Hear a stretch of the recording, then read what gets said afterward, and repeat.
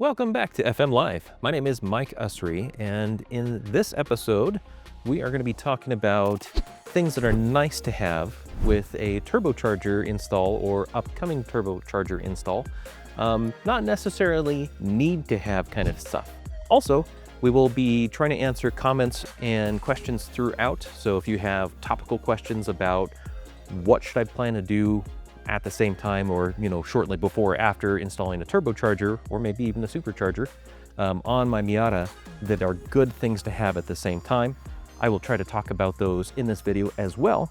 So go ahead and put those down in the comments if you're watching live. If you're not watching live, we'll still answer those comments and questions after the fact. We always watch for all of the comments and read through all of the comments we get on these videos. So without further ado, as I mentioned, I'm going to be talking about what are nice to have things, upgrades, quality of life kind of things for your car or for you, the user, that make owning a turbocharged or even supercharged car something that's a little bit nicer, more livable, more user-friendly.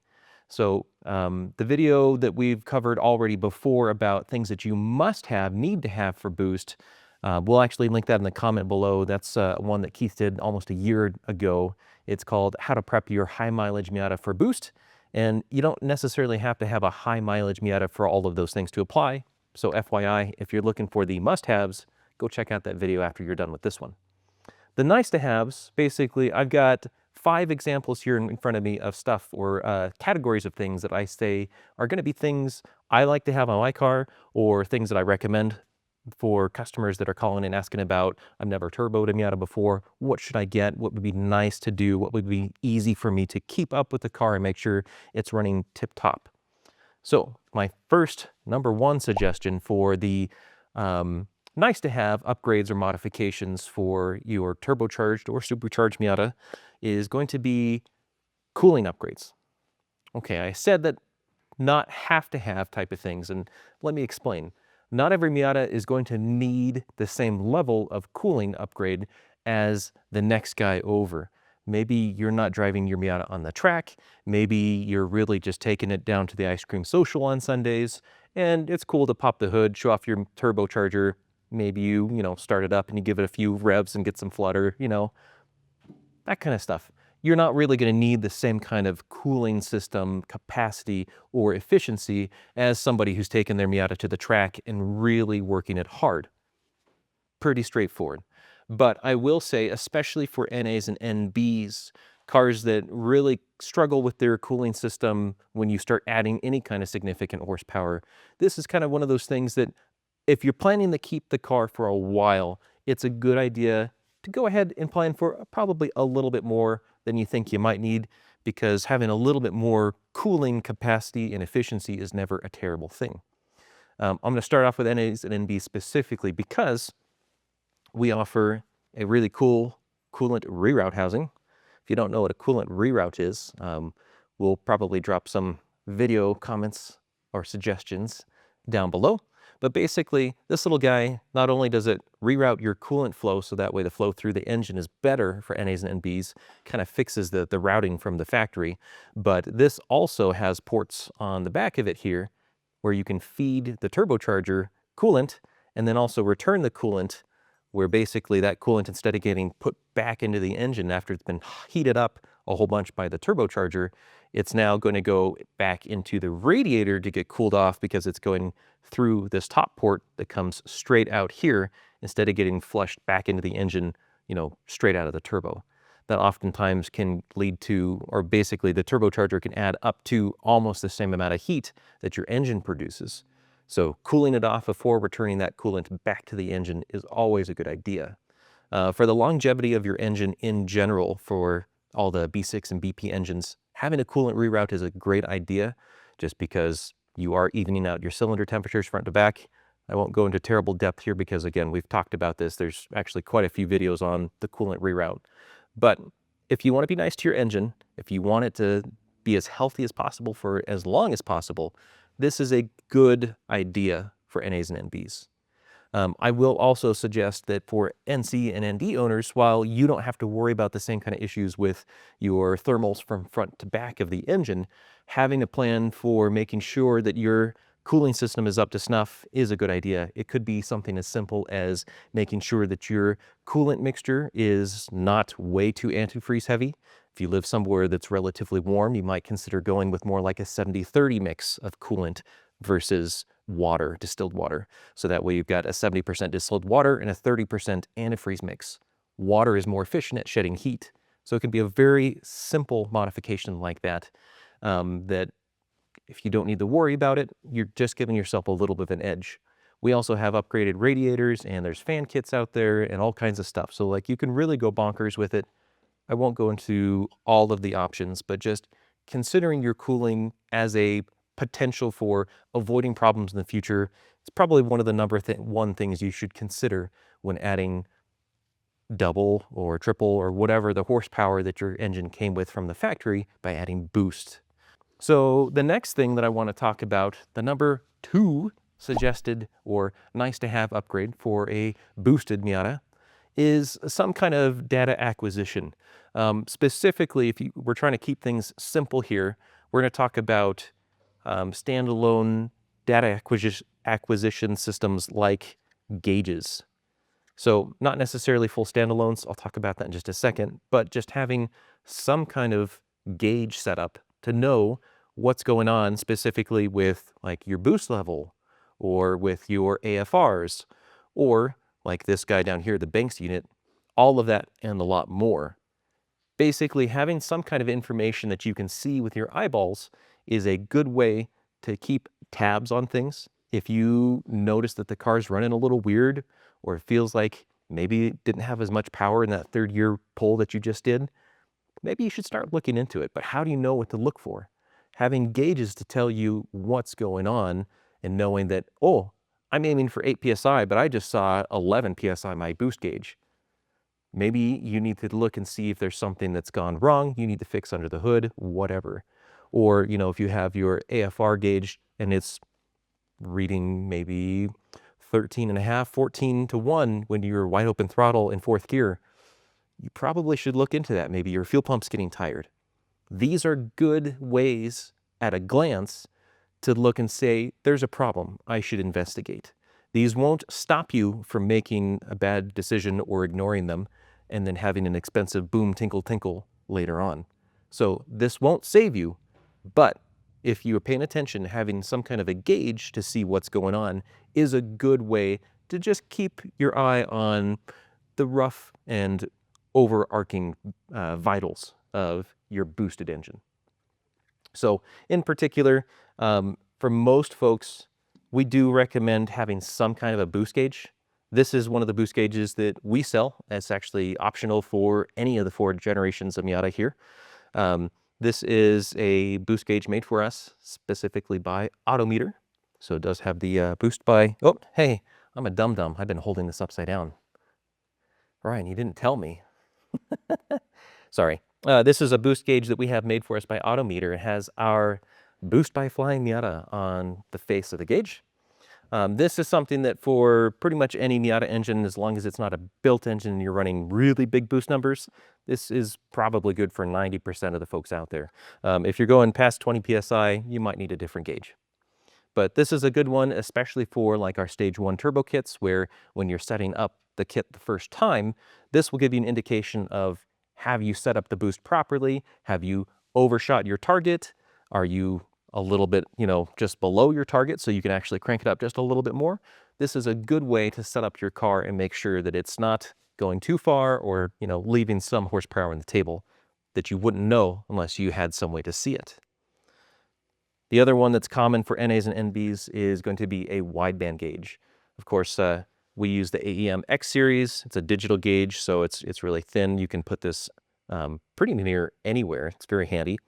But some kind of a wideband gauge, again, to watch your AFRs. It's a good way to just be able to see, is there a problem or not? The digital ones typically are going to be quicker reacting. We like the digital ones also because of the format factor again.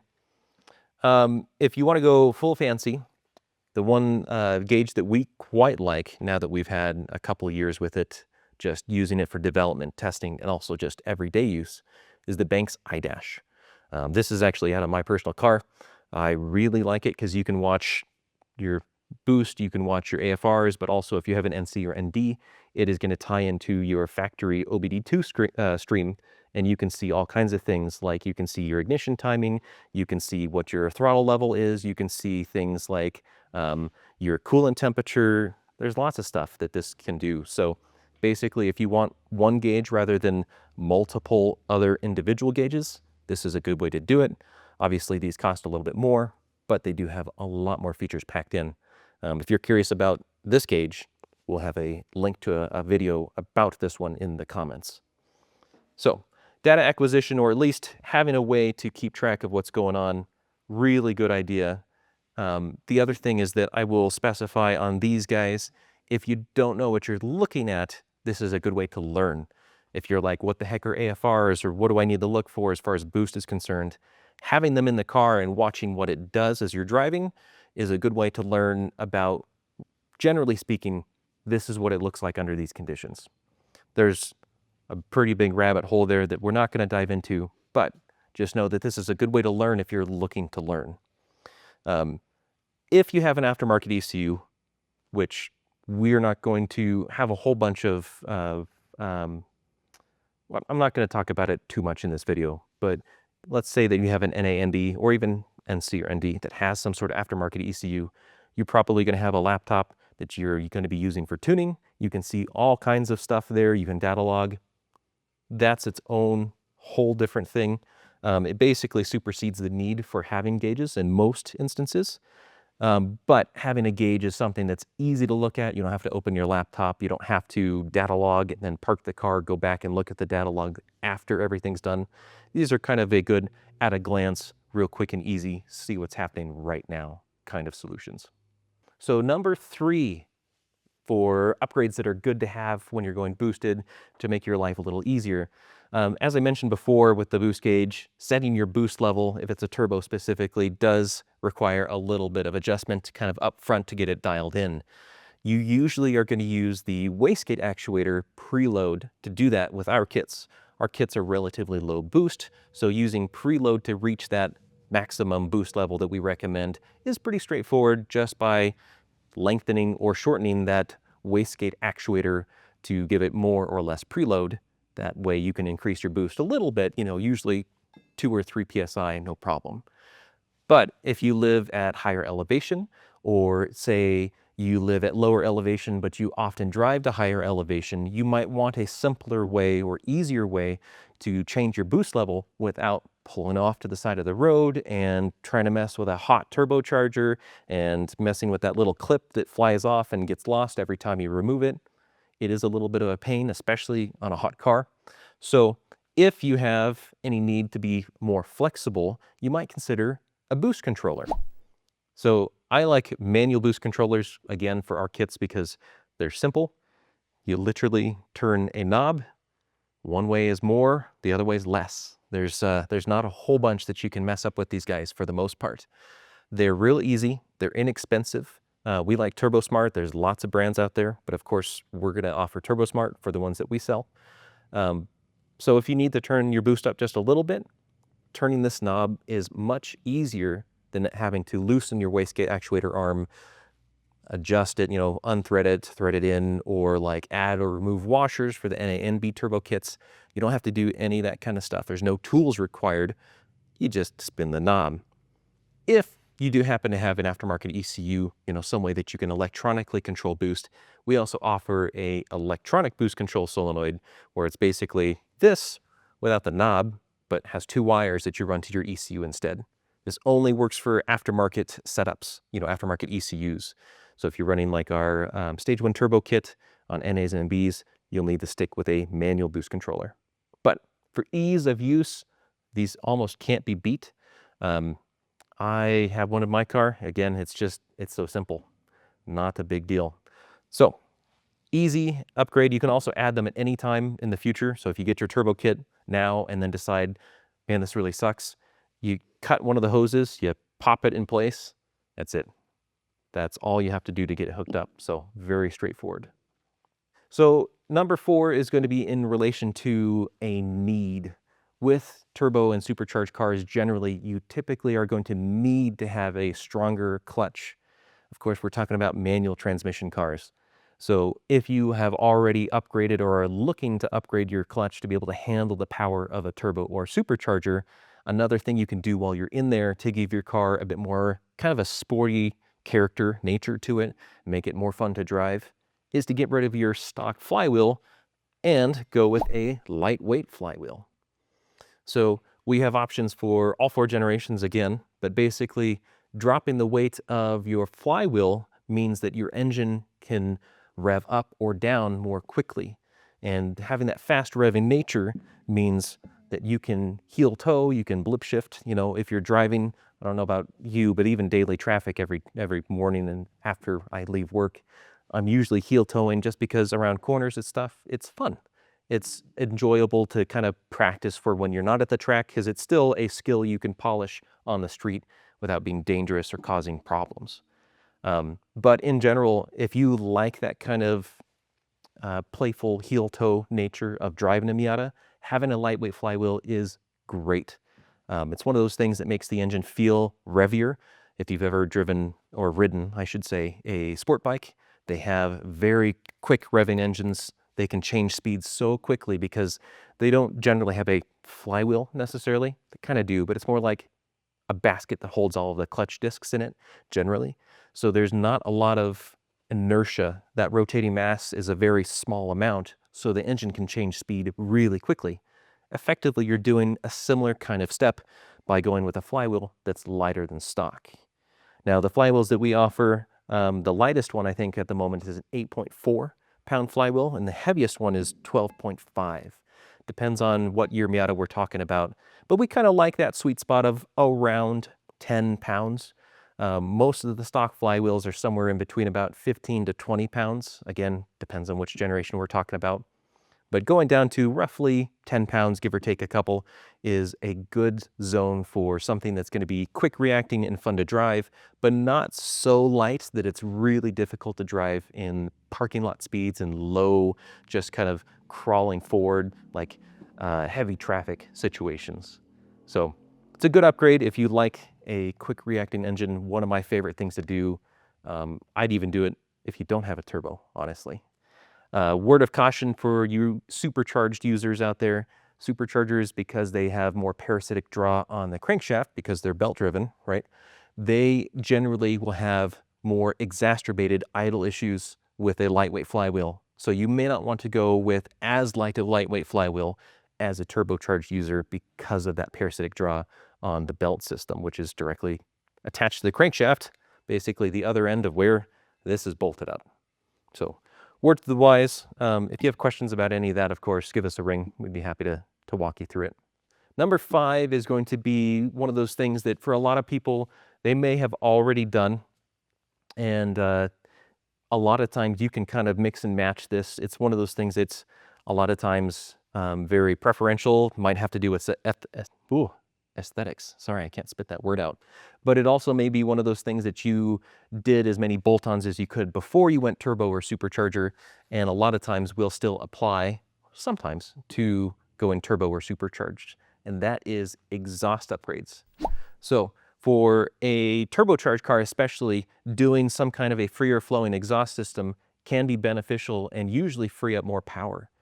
That's because with turbochargers, the whole point of the exhaust pushing a turbine wheel and then causing it to spin a compressor wheel is that if you can get those wheels to spin up more quickly, more efficiently, and basically without having pressure on the afterside of them to allow that used gas to be expelled efficiently, you can make more power. Basically, if there's less work that the turbo has to do to make that power compressing the air that's going into the engine, it can make more power overall. So by going with an exhaust system that's freer flowing, you can usually get a little bit more power that way. Supercharged cars, you can get a little bit more. It's not quite the same effect because, again, they're belt-driven rather than exhaust-driven superchargers. So you can still make up a little bit of power. Generally speaking, the other thing, of course, that I mentioned earlier that people might have a preference for is the sound. A lot of times people want a specific sound out of their exhaust. So going with something like, this is our Hush-O-Matic, specifically for the ND generation. It has a actuator on the side, so you kind of get a Jekyll and Hyde kind of sound out of it depending on what your foot is doing on the throttle pedal. This is a good way to kind of get the best of both worlds, where you put your foot down, it opens up the valve, you have very free flowing exhaust out, doesn't have to go through the main part of the muffler. So don't have that restriction like you would with a factory muffler, where it's going to have walls and baffles where the exhaust has to wind its way around and through to be able to get out, which does cause at least some restriction. Likewise, you can get a higher flowing catalytic converter or a mid-pipe that's usually a little bit larger diameter. Again, you can improve that exhaust flow, so that way you're freeing up a little bit of horsepower that otherwise you might have left on the table. You don't have to have an exhaust upgrade though. For our Stage 1 turbo kits, we actually design them specifically so that you can retain your factory exhaust with all 4 generations. You don't have to upgrade if you don't want to. It's one of these things that if you already have an upgraded exhaust system, you might leave it and see how it works with the turbo.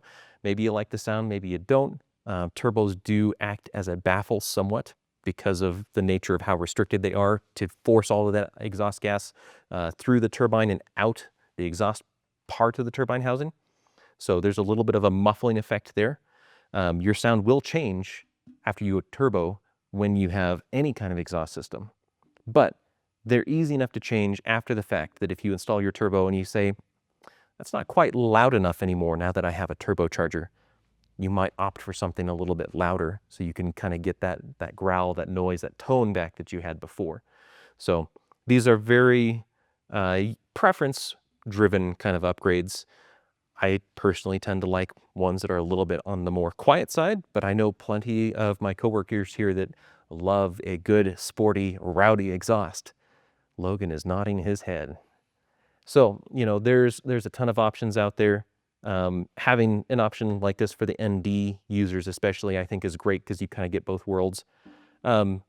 We have options for NAs and NBs as well. We are trying to get some NC options online. Just FYI, you NC guys, we're not leaving you out in the cold. We're just working on options at the moment. But this is a good way to do it, so that way you can really change the tone of the car, make it your own, and there's lots and lots of choices out there. YouTube is your friend when it comes to sound clips, if you are looking for something that's out there. So that was my top 5, not need to have, but helpful, beneficial, kind of supplementary to boosting your Miata upgrades that I would recommend. I will give you one more bonus. I mentioned that earlier, I kind of like a quieter Miata. Some of the younger guys would probably just say it's because I'm getting older. Yeah, Logan, thanks, buddy. So these kinds of upgrades I think are, again, very preferential, but one of the things that we do offer specifically for the NA and NB Miatas is what we call our turbo hush kits. And actually I should specify it's for NA8 and NB. Unfortunately, the 1.6 kits have a different filter, like intake filter arrangement. But for the NA8s and the NBs, we actually have this hush kit that is made of a bunch of kind of dense, fibrous material. And this goes on the inside of your air box. And you can see it's got a kind of a sticky liner on one side. You apply this to the inside of your air box, and this media helps absorb a lot of that kind of intake, rushing, whooshing noise. So if you're not really loving all of the noise from your turbo car, you might consider a hush kit. For the NBs, it includes a lid over the top of the airbox as well. NAs, we just give you quite a bit of this stuff that's pre-cut, and you apply it to the inside of the box and the underside of the hood. And it doesn't make it silent, but it does a pretty good job at making your turbo car a little bit more stealth. That's kind of why I like a quieter car, is you can really you can probably drive faster than maybe you should without drawing as much attention if you don't have a loud intake or exhaust. I'll leave that there. Alongside that, just to mention it, we do also have our DEI insulation, like airbox insulation kits, similar to the hush kits, but these go on the outside of the airbox for NAs and NBs. It does reflect heat, so it's more in line with heat rather than noise, but you can kind of attack it in a dual fashion if you wanted to. Also, who doesn't love popping their engine bay and seeing a gold heat reflective foil on their airbox and other interior or other engine bay components? Hopefully this is getting right in the camera. I'm sure Logan loves this. Anyway, we have these available, again, for NA8s and NBs if you're looking into something like this. If you are strongly opinionated about either of these things for NCs and NDs, let us know in the comments. We don't currently have any offerings, but if you think this is something that you would want for your NC or ND Miata, let us know. If it's something that we see significant interest in, of course, we will have our engineers look into it and see if it's something we can bring to life. All right, so that is my bonus number 6 out of my top 5 here. So one more, since I've asked a few times about it. Do we have any questions that I should answer? This question is about basically eliminating your catalytic converter and if the tuning will still work. This is a bit of an open-ended question, and I will preface this by saying that removing a catalytic converter is emissions illegal anywhere in the US, regardless if you have testing or not that you have to undergo with your car. Also, Ryan, maybe you could link the video that Brandon did about why we do stuff the carb way. Tuning-wise, if you have our Voodoo box for any NB kits, they actually don't have anything to do with the catalytic converter directly. They're not keeping track of the catalytic converter. They're not watching it necessarily. So if the efficiency of the catalytic converter isn't there, the Voodoo box doesn't know about it. The Voodoo box is a piggyback to the factory ECU, so our system doesn't care. Now, your factory ECU will care. If you don't have an exhaust catalytic converter that you can see, or it can see, because it does have a sensor before and after, if we're talking about NA8 and later anyway, they do have a sensor to measure if that catalyst is working the way it should. So if you remove your catalyst and don't put anything back to actually convert those gases over, then yeah, you'll have a check engine light. Your stock ECU won't be very happy. So generally speaking, no, we wouldn't recommend going that route. Also, it's one of those things that you're not really freeing up that much horsepower. It's less than you might think, generally speaking, on a otherwise stock engine car. Unless your stock cat is really clogged up, you might pick up a few ponies, but the difference is pretty minimal. Also, your car's gonna be quite stinky. So unless there's a problem, in which case it's probably better to just replace it with a new good one, we'd recommend you leave the stock cat in. What about an oil cooler, and specifically engine oil cooler? Those are good to have things if we're talking about a track car. Generally speaking, if you're driving a turbo car on the street, you're not going to be working your cooling system or your engine oil that hard, unless you're driving like a maniac, that you're going to need an engine oil cooler. If you want one, and or if you're taking your car like to the track on the weekends or whatever, and you just want to have the added insurance, sure. Engine oil coolers do a good job as long as you're using good quality coolers and kits. I will preface that if you're shopping elsewhere, which is fine, there are kits out there that don't have thermostats in their sandwich plates that you bolt to the engine block. And if you don't have a thermostat in your sandwich block, you're going to be running that engine oil out to the cooler, and it's going to get basically pre-cooled before your engine gets up to temperature. Just means that your engine oil and engine as a whole, even it will affect your coolant temperature too, takes a longer time to get up to operating temperature, which if you're being aggressive with how you drive the car can actually be as damaging to like your bearings and rings and things of that nature, because your engine should be a certain range temperature for all of the components to be working properly without causing additional wear. So word to the wise, make sure that you're getting a oil cooler with a thermostat if you're going to go that route. But generally for street cars, it's not needed. It's kind of one of those nice to haves, insurance kind of things for track cars, but you can put them on your street car. We typically don't, because it also adds more complexity. There's more potential failure points for your high pressure oil, which isn't always a great thing, of course, if you're not keeping an eye on things. So pros and cons to that one. One of the questions we got in advance was, how much does this pertain to the Mazda Speed in particular? A lot of it still pertains to the Mazda speed that we talked about, for cooling upgrades, gauges, lightweight flywheel, boost controller, exhaust, even this stuff, we don't actually have it directly correlated to the Mazda speed unless you're running one of our Garrett turbos. But the idea of doing these kinds of upgrades still applies. The exact parts may not be the same for the Mazda speed. They do have a very special different exhaust, basically different flange locations and stuff like that. But even we have an exhaust system designed for the Mazda speed. So there are parts that are going to be a bit unique for the Mazda speed, but the whole idea over why you would do these kinds of upgrades still applies. Probably the other common question we got about this is, are aftermarket ECUs a good accessory to have for a turbocharger? For the same reasons before about the catalytic converter and stuff like that, long story short, they aren't going to be a legal thing to add for a street-driven or any kind of license plate car that's here in North America. Basically, if you use it on public roadways, technically speaking, federally, legally speaking, no, it's not legal. They are something that we've actually stepped away from because of that. There are plenty of options out there. You can make more power with them. So if it's something that, let's say you have a track car, doesn't really drive on the street, yeah, you can make more power in an NA or NB compared to our Stage 1 turbo kit, because the limitation on that turbo kit is going to be the stock fuel injectors and the stock ECU. So to get more fuel in the car to run more boost, you need to have an aftermarket ECU to be able to control those fuel injectors. The stock ECU can't really deal with bigger fuel injectors well. So there's not a good way to do that.